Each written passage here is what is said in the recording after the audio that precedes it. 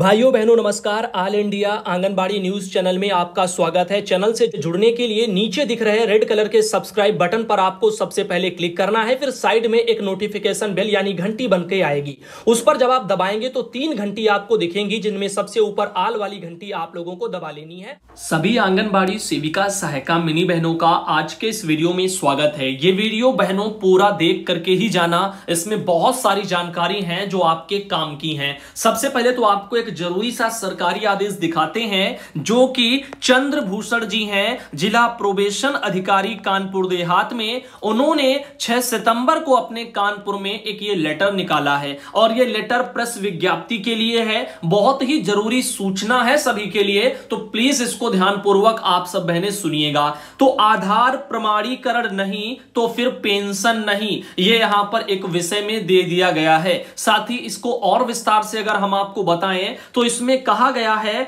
कि निराश्रित महिला पेंशन योजना के अंतर्गत पेंशन का जो भुगतान है वो आधार आधारित प्रणाली के माध्यम से किया जाएगा, जिसके लिए लाभार्थी का आधार प्रमाणीकरण यानी कि उसका सत्यापन वो यहां पर क्या है, अनिवार्य है। तो वो जरूरी है, बिना उसके पेंशन का कोई भी जो है यहां पर फायदा यानी पेंशन मिलेगी ही नहीं, आप ये समझ सकते हैं। तो आधार प्रमाणीकरण यहां पर लाभार्थी के द्वारा रजिस्टर्ड मोबाइल नंबर के माध्यम से स्वयं किया जाएगा। तो ये आधार प्रमाणीकरण का काम भी लाभार्थी अपने आप करेगा। जिनको भी निराश्रित जो महिला हैं जो कि पेंशन योजना के अंतर्गत आती हैं और जिनको भी पेंशन का भुगतान होना है, उन सबके लिए ये बहुत ही जरूरी है। निराश्रित महिला पेंशन योजना की वेबसाइट के होम पेज दिया गया है sspy-up-gov.in। तो ये यहां पर एक पेज है, इस पर आधार प्रमाणीकरण आवेदक के द्वारा स्वयं करने के लिए लिंक उपलब्ध कराया गया है।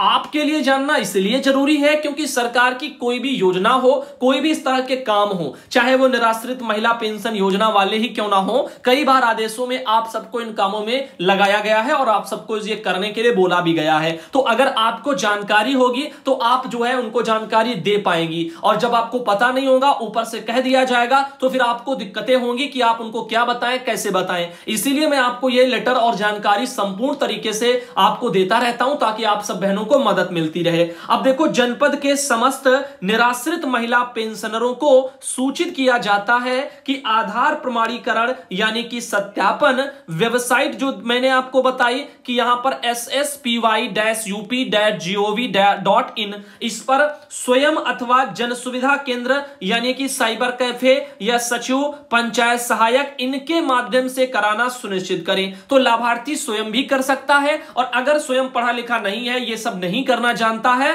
तो फिर वो अपने नजदीक के जनसेवा केंद्र पर जा सकता है। ठीक, और उसके अलावा जो साइबर कैफे वहां से भी किसी से करवा ले जिसको भी करना आता हो, सचिव जैसे कि पंचायत वाले, पंचायत में सहायक, इन सब में किसी से भी करवा सकता है। यानी आप कह सकते हो कोई भी इस कार्य को कर सकता है, लाभार्थी स्वयं भी या किसी से करवा सकता है। अब यदि आधार प्रमाणीकरण सत्यापन लाभार्थी स्वयं नहीं कर पा रहे हैं तो वह तत्काल जो है कहां, जिला प्रोबेशन कार्यालय जो कि माती कानपुर देहात कमरा नंबर 105 में अपनी बैंक पासबुक, आधार कार्ड, मोबाइल नंबर इसके साथ में उपस्थित होकर के दिनांक 10 सितंबर 2022 तक आधार प्रमाणीकरण अनिवार्य रूप से करा लें। अब तो आपको बता दें 16 सितंबर हो गई है, 6 दिन ज्यादा तक हो गए हैं, लेकिन जानकारी हमारे पास अभी ये आई है तो आपको हमने आज ही ये दिखाई है। अभी फिलहाल के लिए सरकारी काम है तो आगे पीछे भी होते रहते हैं, जिनको नहीं इस बारे में पता है तो वो जाकर के वहां से करवा सकते हैं, जो भी निराश्रित महिलाएं हैं।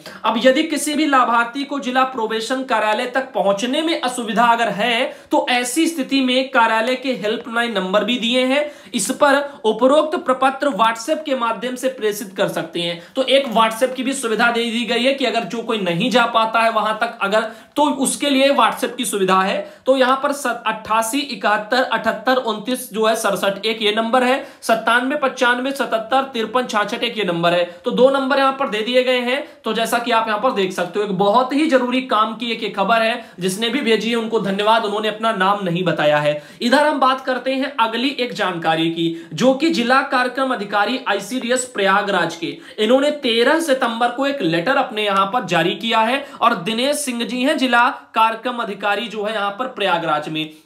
तो आइए देखते हैं उन्होंने समस्त जो भी सीडीपीओ हैं प्रयागराज के, उनको 13 सितंबर के लेटर में क्या लिखा है। इन्होंने यहां पर लिखा कि सचिव बाल विकास सेवा पुष्टाहार उत्तर प्रदेश शासन के पत्र संख्या जो कि 30 अगस्त की है और निदेशालय पत्र संख्या जो कि 31 अगस्त की है, इसके द्वारा 1 सितंबर से 30 सितंबर तक राष्ट्रीय पोषण माह के सफल आयोजन कराने के निर्देश दिए गए हैं और 30 अगस्त को जिलाधिकारी महोदय की अध्यक्षता में विभागों के साथ में बैठक आयोजित कराते हुए कार्यक्रम की रूपरेखा और रणनीति इस पर चर्चा की गई थी। अधो हस्ताक्षरी कार्यालय में पत्र संख्या 31 अगस्त की और 31 अगस्त के द्वारा माह में आयोजित होने वाली गतिविधियां, इनका तिथिवार विवरण प्रेषित करते हुए कार्यक्रम का सफल आयोजन कराने का निर्देश आपको दिया गया है। पोषण माह के आयोजन के शुरुआत में ही पोषण पंचायत के गठन कराने के लिए भी निर्देश दिए गए हैं, जिनकी पूरे माह के कार्यक्रम में महत्वपूर्ण भूमिका है और स्वस्थ बालक बालिका स्पर्धा कार्यक्रम में भी उनकी महत्वपूर्ण जिम्मेदारियां हैं। तो पोषण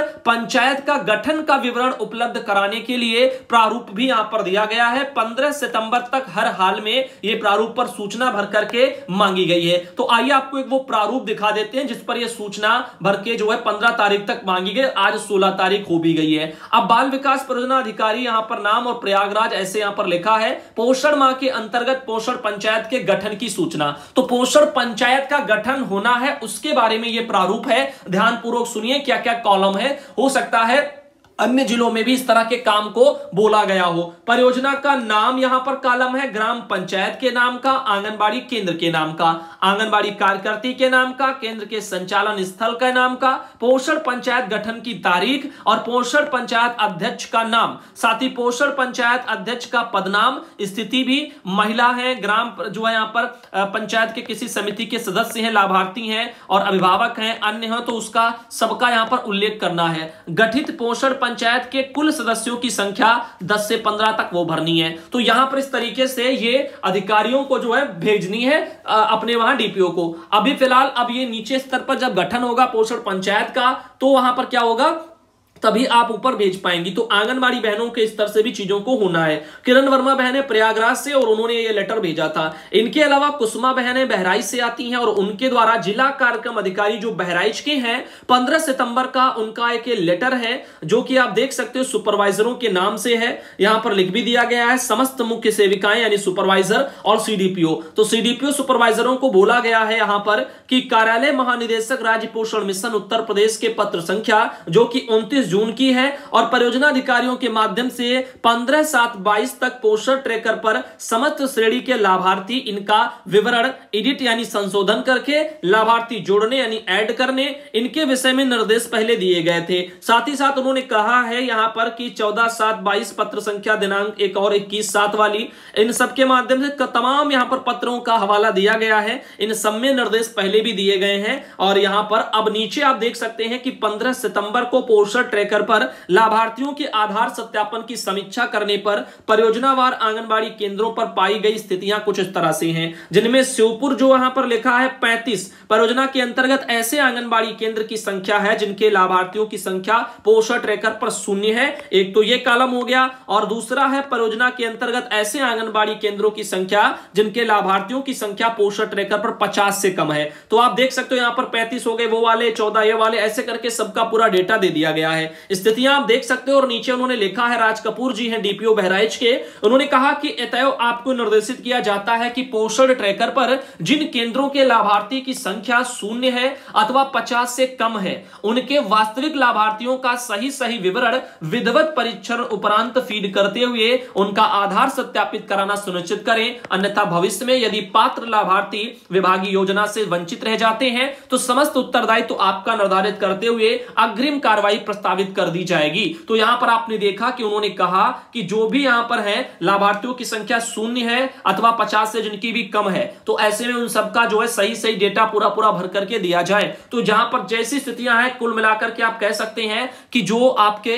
एक्चुअल लाभार्थी हैं, जो वास्तविक लाभार्थी हैं, बस उन्हीं को भरना है। कुसुमा बहन है बहराइच से, उनके स्तर से एक लेटर भेजा गया था। तो आज का ये वाला वीडियो जो सुधांशु पटेल पर आपने देखा आपको कैसा लगा? अगर पसंद आया है तो दोस्तों आप इसे लाइक कर सकते हैं और टाइम निकाल लिया करें। जो है सुबह 10 बजे का वीडियो सुधांशु पटेल चैनल पर डेली आ रहा है और डेली अब आएगा भी। तो यहां पर भी एक